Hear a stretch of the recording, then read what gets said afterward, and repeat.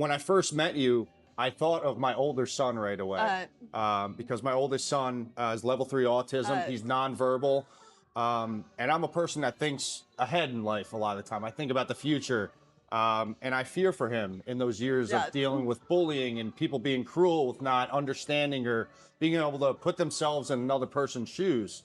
Now, when it comes to the bullying, what age do you think you started dealing with it the worst? What age group do you think kids really started were the meanest to you? They started going to shock you in my 30s online, social media. Yeah. I have through Instagram, YouTube, a little bit, but TikTok, I get bullied relentlessly. I have people making videos, mocking my voice, mocking my lifestyle. They're like, there's like troll pages. I have people giving me death threats, threatening to call my job. Like, I have been through the most bullying, like, today online, and it never ends. Every day I get some kind of comment, people calling me Helen Keller or water, and that's the sad part. Because social media can be a very powerful tool, obviously, to share a story, but at the same time, it can get people comfortable being behind a screen and think they can say whatever you want about you and go on with your day, but understand, like, you just went online to make fun of my voice. Why? I have people making fun of my career, DJ, and everything. So that was hard. That's hard to take. But also going through school, being bullied, you don't want to be different, and you don't want to be outcasted. So, and then you have to face those people every day. So, it's a different type of hard. But today is the worst that I've ever been through, the actual bullying, and it's sad because we're adults.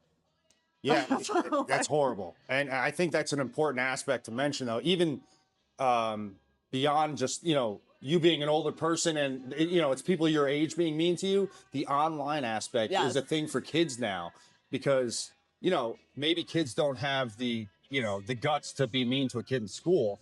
They could destroy these kids online. I'm so grateful that it wasn't around when I was younger because I don't know. I really can't give you the honest answer, but how I'd be today if all that was showcased. I mean, we just had like AOL Instant Messenger. Yeah. Even like the controversy of my You've got mail. Yeah. With that, but it's hard, and it's hard when you already have a disability. And I always tell people this: just because I have a disability, my life is not harder than yours. I do believe every single person has something that it feels like a disability that it adds them an extra weight to go through their day. But my thing is like, you're making fun of me for something that I can't control. Yeah. I'm like, if you're gonna disagree with me and not like me, then don't like my character, what I said, or this and that. But if you're gonna go right for what I can't control and make fun of me, and then also even social, when you're gonna make fun of my career, I did all that with disabilities. It's hard to go to classes and not hear everything they have to say. You have to do twice the work as everybody else. We don't get the fair treatment. Like, I had to go through a lot of adversity just to do what everybody else would like to do. And I wish people would understand that. Like, your words can have consequences to how they make other people feel.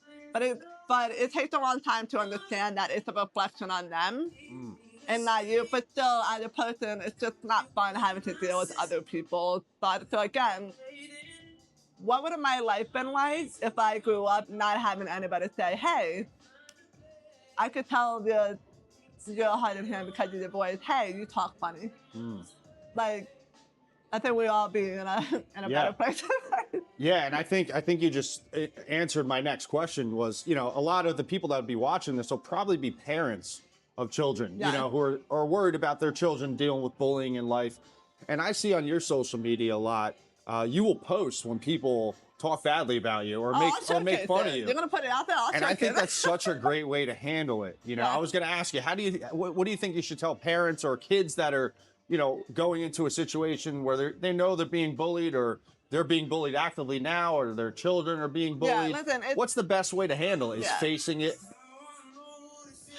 I think sometimes it's not so much of a black and white answer. Listen, it's gonna happen. Yeah. And that's the sad part. I mean, everybody goes through difficulties, but especially the disability community, we are absolutely going to be bullied or isolated. And it's just one of those things. That's why I think it's really important to find your outlet. Like, that's why I'm so glad, again, for performing, that I'm able to perform and show people that I'm more than just the human girl, or I can take something that is a disability and turn it into art. So I always tell people, definitely get the outlet. And when it comes to parents, listen, give them the balance, and it's hard.